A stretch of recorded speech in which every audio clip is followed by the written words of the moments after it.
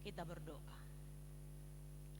Ya Tuhan Allah, sumber kehidupan dan keselamatan kami.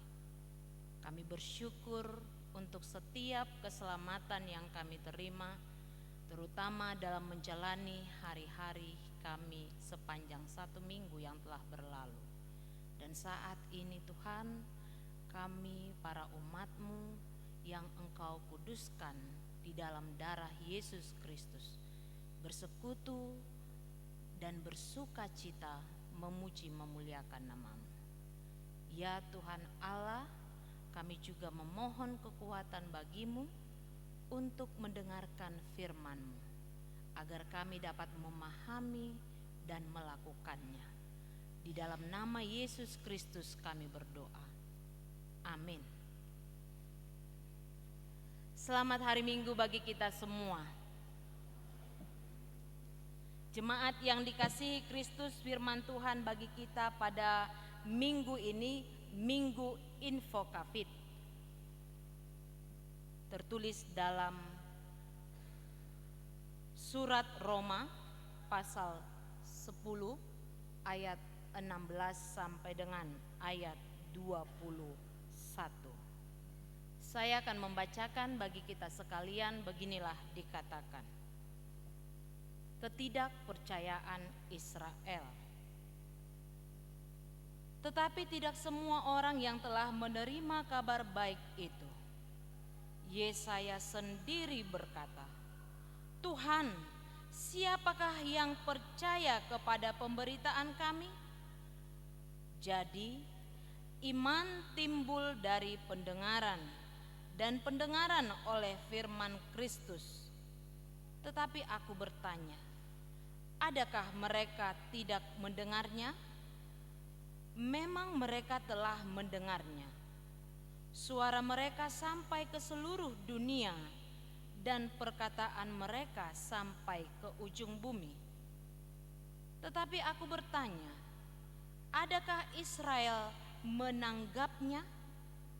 Pertama-tama Musa berkata, aku menjadikan kamu cemburu terhadap orang-orang yang bukan umat, dan membangkitkan amarahmu terhadap bangsa yang bebal. Dan dengan berani Yesaya mengatakan, aku telah berkenan ditemukan mereka yang tidak mencari aku. Aku telah menampakkan diri kepada mereka yang tidak menanyakan aku. Tetapi tentang Israel, ia berkata, sepanjang hari aku telah mengulurkan tanganku kepada bangsa yang tidak taat dan yang membantah. Demikian firman Tuhan. Jemaat yang dikasihi Kristus, mendengar lebih baik daripada berbicara.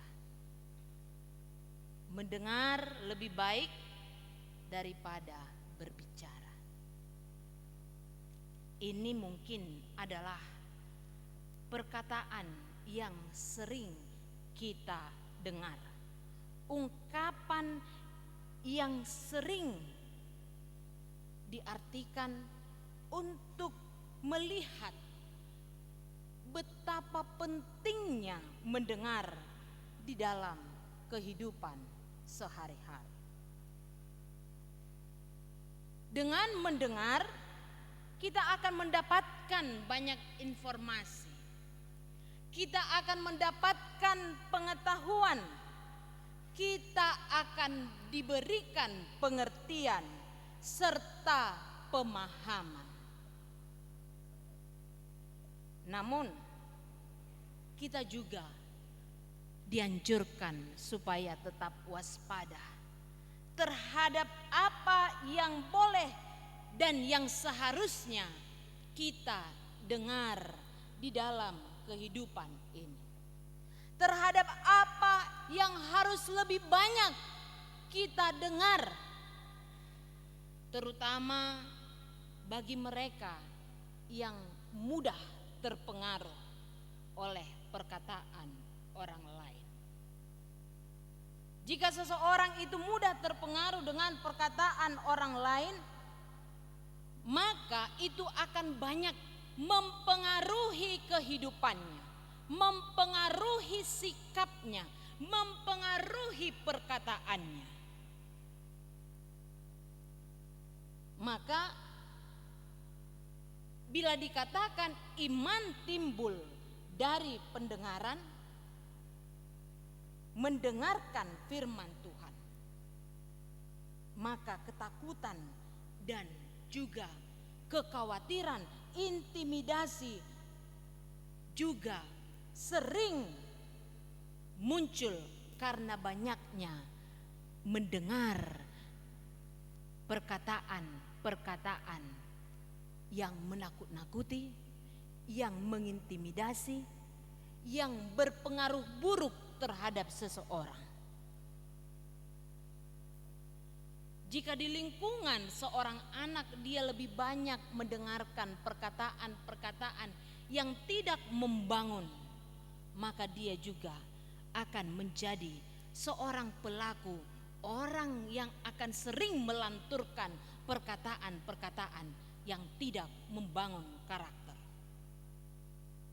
Jika seseorang itu di tengah kehidupannya atau lingkungannya sering mendengarkan perkataan-perkataan yang nilainya positif, membangun, maka dia akan menjadi seseorang yang dapat memotivasi hidup ke dalam nilai yang positif. Untuk itu Bapak Ibu saudara-saudari yang terkasih di dalam nama Tuhan Yesus Kristus, dianjurkan supaya kita juga memfilter, menyaring apa yang harus kita dengarkan. Jika yang sering kita dengarkan adalah berita hoax, maka kita akan menjadi atau pikiran dan telinga kita serta hati kita akan dipengaruhi nilai-nilai yang hoax. Bahkan kita akan menjadi penyebar berita-berita hoax. Jika yang lebih sering kita dengarkan adalah gosip, maka kita juga akan menjadi penggosip.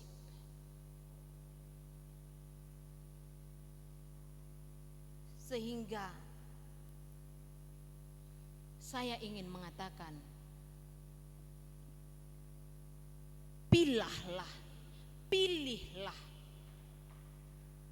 apa yang lebih banyak kita dengarkan di dalam kehidupan ini.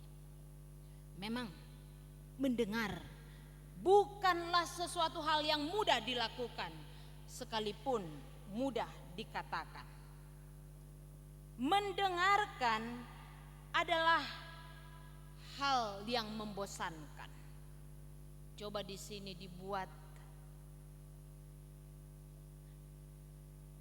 suatu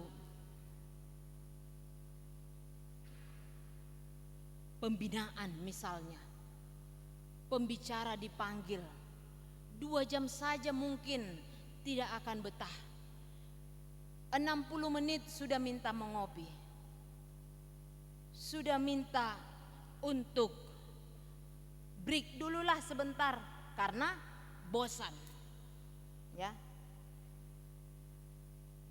Mendengar itu bukan hal yang mudah karena memang kita mudah bosan. Lebih suka berbicara ketimbang mendengar. Apalagi ketika mendengarkan khotbah mungkin ya. Mungkin ada yang tidak betah kalau khotbah itu agak panjang, lebih dari 30 menit misalnya. Membosankan dan dianggap sebagai, wah ini sekarang pengantar tidur ini.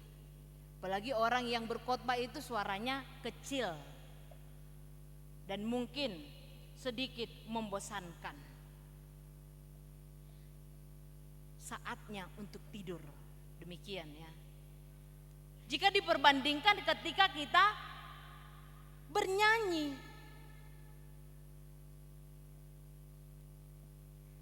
Jadi mendengar itu adalah hal yang membosankan bagi sebagian orang. Bahkan ada orang yang mendengar tetapi tidak memahami dan mengindahkan apa yang didengarkan. Terutama dalam pemberitaan Injil, Bapak Ibu Saudara-saudari. Hal ini dikatakan oleh Paulus di dalam nas ini. Tidak semua,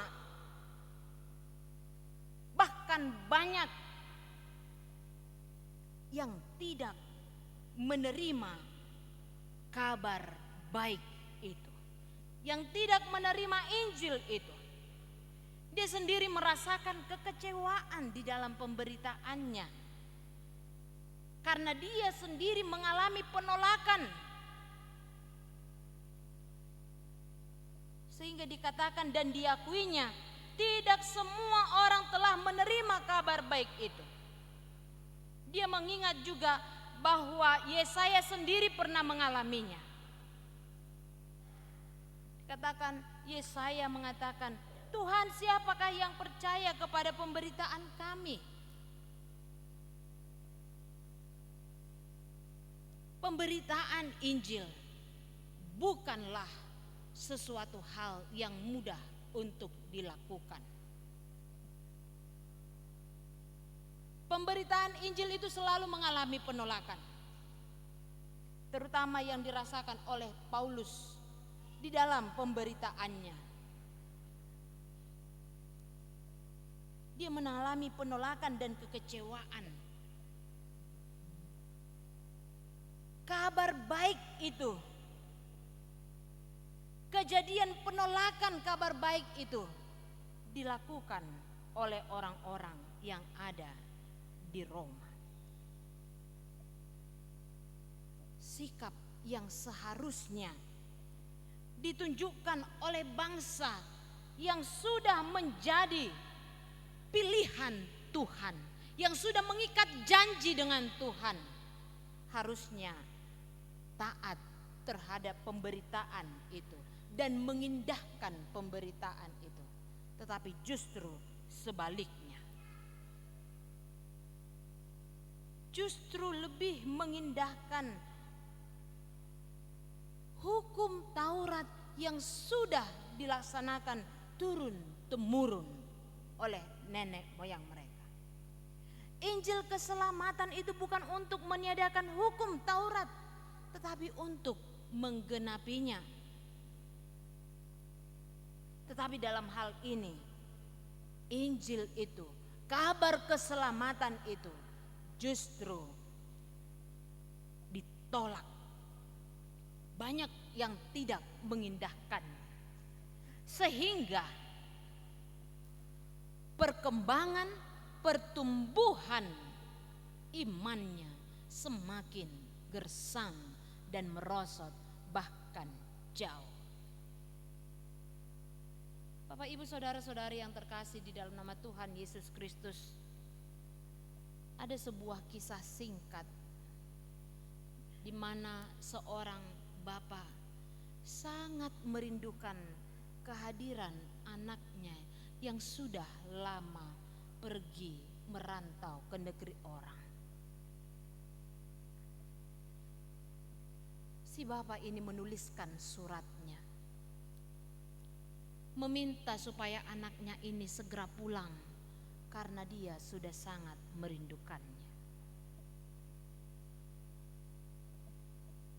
Surat itu pun diterima oleh si anak tepat di alamat yang ditujukan si bapak. Namun dia tidak membuka surat itu. Dia tidak membaca surat itu. Ketika dia menerima, dia melihat amplopnya, surat itu dari bapaknya. Dia mengabaikan begitu saja tanpa membuka dan membaca isi surat tersebut. Waktu berjalan dan berjalan serta berjalan lama. Surat ini pun berdebu, tetapi dia juga semakin tidak ada niat untuk membukanya. Hingga surat yang tadinya dihadirkan atau dikirimkan oleh bapaknya kepadanya hilang. Dia tidak mengetahui lagi apa isinya.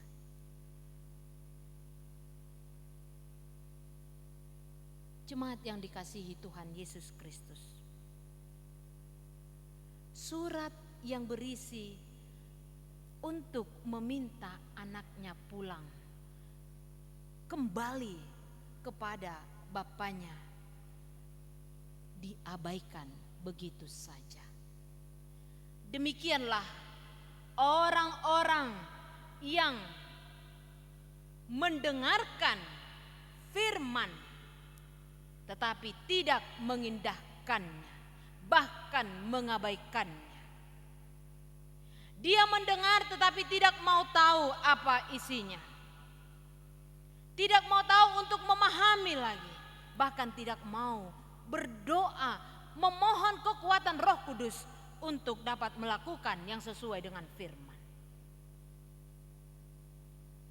Hal ini yang sering kita temui di dalam kehidupan sehari-hari. Sebagai orang percaya tentunya kita sudah mengetahui mana yang baik dan mana yang buruk. Mana jalan keselamatan dan mana jalan kepada kehancuran. Tetapi sering sekali hati kita membantah, hati kita mengabaikan, bahkan tidak mau tahu. Hari ini kita disapa lewat firman ini. Tuhan yang penuh kasih, Tuhan di dalam Injil keselamatan yang sudah menjadi daging, yaitu Yesus Kristus, senantiasa menunggu dan menantikan kita. Dikatakan, tetapi tentang Israel ia berkata, sepanjang hari aku telah mengulurkan tanganku kepada bangsa yang tidak taat dan yang membantah. Tuhan itu penuh dengan kasih. Dia sabar selalu menunggu dan mengulurkan tangan bagi kita. Dia menunggu dan menunggu kepulangan kita. Dia menunggu hati kita yang taat. Dia menunggu akan kesetiaan kita terhadap janji yang telah kita terima, yang telah kita laksanakan. Bukan hanya Tuhan yang berjanji, tetapi kita juga berjanji di hadapan Tuhan sebagai orang-orang percaya. Kita diminta untuk tetap mendengar dan melakukan, memelihara. Siapa yang bertelinga, hendaklah ia mendengar. Berbahagialah orang yang mendengarkan firman Tuhan serta memeliharanya. Orang yang memelihara firman Tuhan akan siap beraksi menjadi pemberita firman Tuhan sekalipun dia ditolak. Dia akan senantiasa bersedia karena dia sudah memelihara firman itu.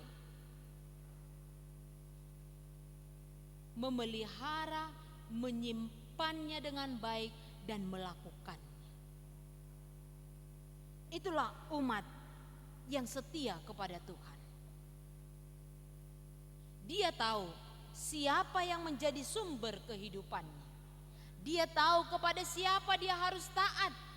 Dia tahu apa yang membuat dia bahagia. Topik minggu kita pada minggu ini, menyapa kita supaya kita menjadi umat yang senantiasa rindu akan firman Tuhan. Karena di dalamnya kita mengetahui ada kehidupan, ada keselamatan, ada pengharapan, dan ada kasih. Iman timbul dari pendengaran. Pendengaran akan firman Tuhan. Mari bijaksana untuk menggunakan waktu kita lebih banyak mendengar firman Tuhan daripada mendengar suara-suara dari dunia ini yang penuh dengan kesia-siaan.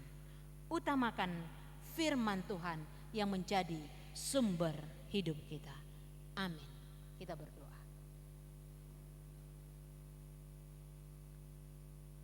Terima kasih ya Tuhan buat firman yang telah kami dengarkan pada saat ibadah sore ini.